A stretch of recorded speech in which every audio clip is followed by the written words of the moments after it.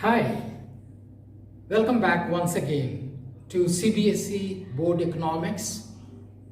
My name is Saddam Hussain.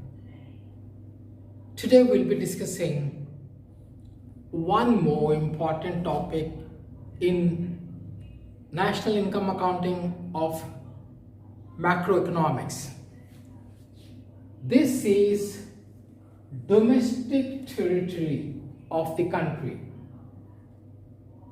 Okay, domestic territory. What exactly is domestic territory? There are two aspects of domestic territory. One, you must have read earlier in your junior classes, political frontiers of the country. This is India, of course. It's not made to the scale. It's just a sketch map to make you understand the domestic territory. This is India. We can call it as political map, political frontiers. So this is our country. You have south, north, east, west. Okay. So we don't go beyond this. This is the political frontiers. We're not discussing about the boundaries of our country, India. No, we're not discussing in economics. We call it domestic territory. Domestic territory is very important in measurement of national income accounting, to measure GDP, NDP, NNP, GNP. This concept is very important. Many students have a confusion between domestic territory and political territory, political frontiers. What exactly is domestic territory? I'll be clearing all your doubts. Domestic territory is economic concept. We discuss only in economics. The two for measurement of national income accounting. Domestic territory is much bigger concept than political territory or political frontiers of a country. It's much bigger, much bigger than the political frontiers or political boundaries of the country. What exactly is domestic territory? Why do we have to study domestic territory in national income accounting? How does it help us? How does it help to avoid the confusion? So let's see what exactly is domestic territory. First point to remember, domestic territory is much bigger than the political frontiers of the country. So how is it much bigger than this? We go beyond these boundaries. What exactly is we go beyond these boundaries? What exactly we have? Okay, before I proceed, domestic territory it really helps us to find out the difference between domestic income and national income, or domestic product and national product. How does it help us? Now we'll try to understand. So first thing you have to remember, domestic territory is much bigger than the political frontiers of the country. It includes certain things which are not included in the political frontiers. What all the items we include in domestic territory, what it consists of, what all the items we include. So we talk about 4 items in domestic territory. The first one is political frontiers. Domestic territory, of course, includes all the political frontiers of the country, including territorial waters. We call it here, of course, these waters are not included in political frontiers, that's the end of India. See, including territorial waters.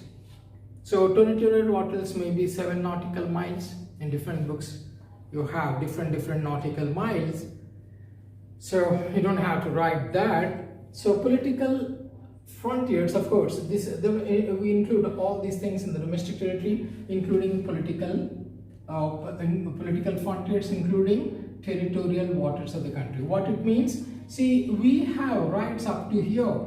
Whatever is happening, maybe you are doing fishing here or any other activities you are doing in these waters, that becomes a part of our domestic product.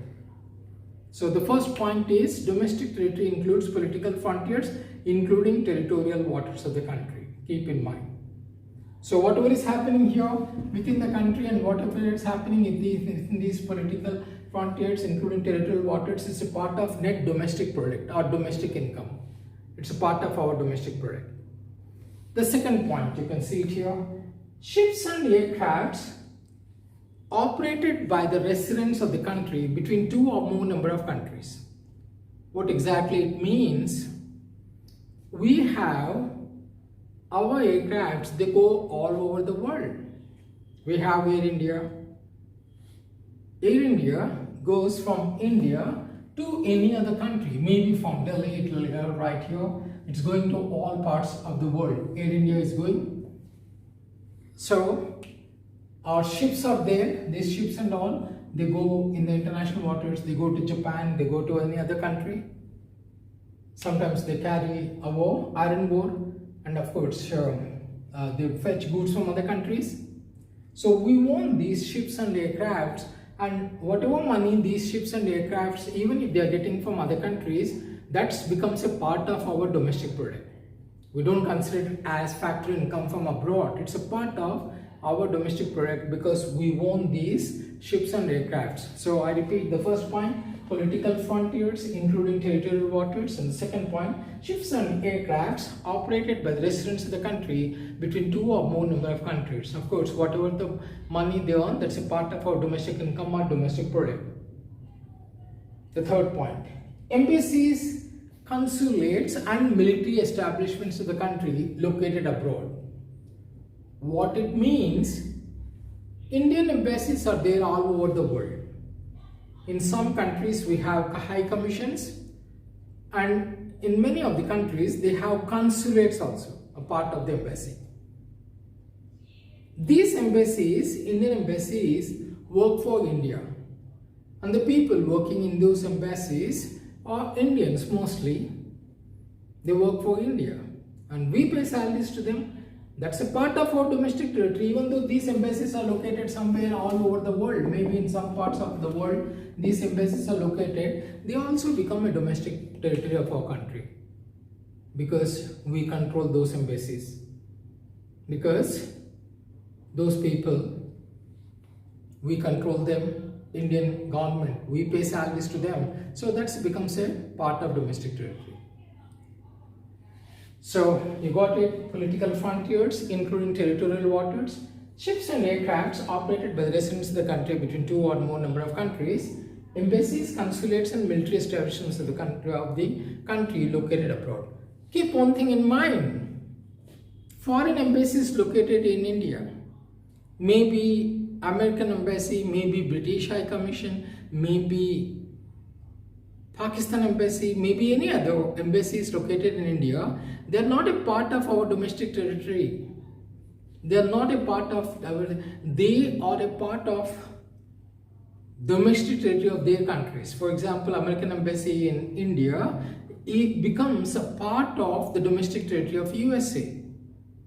And the last one, you have fishing vessels and floating platforms operated by the residents of the country in international waters. What exactly this means? See, Indian fishermen, they go again, I tell you, these are all international waters. Maybe this side you have Bay of Bengal, here you have Indian Ocean, here you have Arabian Sea. In these are international oceans or seas. In these, anyone can do fishing. Indians also go in ships and they catch fish, though this is not India, international waters. They bring in the fish to India, so that becomes a part of our domestic territory. Of course, India has what is floating platforms near Bombay. We have Bombay High, or we call it as Sagar Samran. So floating platforms. We have these platforms in the international waters, and we drill oil, and that oil comes to India. Of course, that is also a part of domestic territory because we have got the complete control rights over it. So to put it in simple words, what exactly, to put it in one word, right, the definition of domestic territory according to United Nations Organization, UNO. Domestic territory is defined as any territory on which the government has complete control over its people, over its products, over its goods and services, over its investments, the complete control of the government, that becomes a part of the domestic territory. So if you discuss it, so wherever we have complete control, the government or the state authority has got complete control. So let's discuss what exactly political frontiers. Of course, the government has complete control in India. So on the political frontiers, and government has complete control over ships and aircrafts. The government has complete control over the embassies, consulates and military establishments located abroad, and the government has control over the fishing vessels, floating platforms. Of course, we don't have any control on the foreign embassies located in India. So that becomes the domestic territory. Let's quickly revise once again what exactly is domestic territory. Domestic territory, according to the United Nations Organization's definition, domestic territory means where the state has complete control over its people, over its product and investment. If the state does not have the power to control these, then that's not a part of the domestic territory. Our state, Indian government, does not have control over the American embassy. We don't treat it as the domestic territory of India. What all the items we include in domestic territory? So we include 4 items in the domestic territory. One is political frontiers, including territorial waters. Number 2, ships and aircrafts operated by the residents of the country between 2 or more number of countries. Number 3, embassies, consulates and political established country located abroad. Number 4, fishing vessels and oil rigs operated by the residents of the country in international waters. How does domestic territory help? It's a very important in national income accounting. It helps us to avoid the confusion between domestic income and national income. So we made a small sketch here. Whatever is being produced in the domestic territory, so it becomes a part of NDP or net domestic product.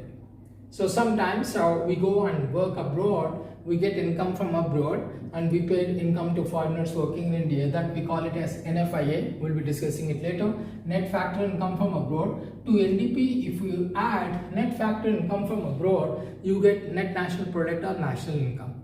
So domestic territory is NDP, net domestic product. Whatever is being produced in the domestic territory, that is domestic product. I'm sure you must have followed it. That's all we have time for today. I'm sure you understood the concept of domestic territory. Till we meet next time, it's goodbye from Saddam Hussain. Bye-bye once again. Please don't forget to subscribe, share, comment and like our channel. Till we meet next time, it's goodbye.